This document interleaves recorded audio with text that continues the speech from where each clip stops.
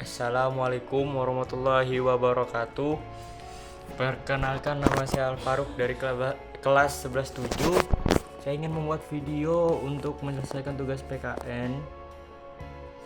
Nah, sini saya akan menjelaskan secara singkat saja tentang nasionalis sekuler, nasionalis Islam, dan sejarah konstitusi di Indonesia.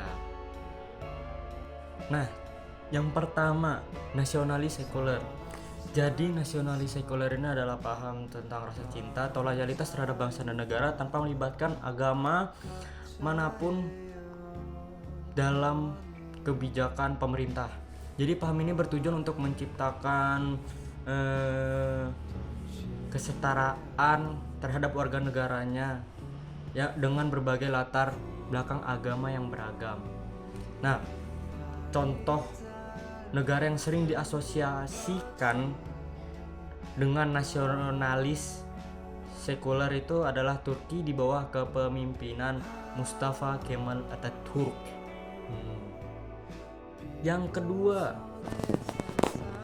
nasionalis Islam. Nah, nasionalis Islam ini berbeda dengan nasionalis sekuler tadi.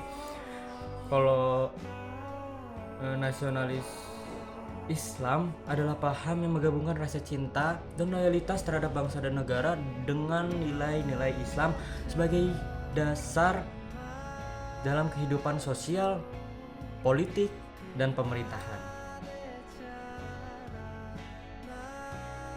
Lalu ada sejarah konstitusi di Indonesia. Nah, sejarah konstitusi di Indonesia itu pertama Konstitusi 1945 atau UUD 1945.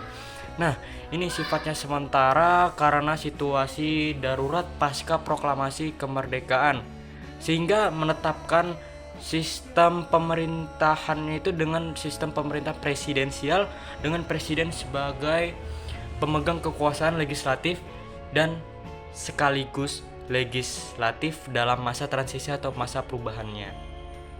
Nah, kedua ada Konstitusi RIS atau Republik Indonesia Serikat.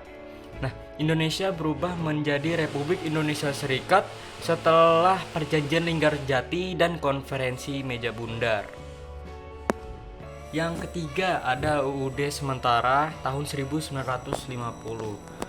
Jadi isinya itu menetapkan sistem parlementer di mana pemegang kekuasaan eksekutifnya adalah Perdana Menteri, sedangkan Presiden menjadi kepala negara hanya sebagai simbolis saja.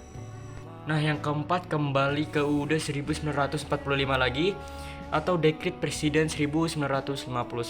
Nah, ciri khas era ini adalah sistem demokrasi terpimpin 1959 sampai 1965 dengan kekuasaan besar di tangan presiden. Nah, yang terakhir era reformasi. Nah, di sini UUD 1945 masih digunakan tetapi banyak pasalnya diubah. Tujuannya itu pertama, membatasi kekuasaan presiden, kedua memperkuat demokrasi, terus yang ketiga menjamin hak asasi manusia.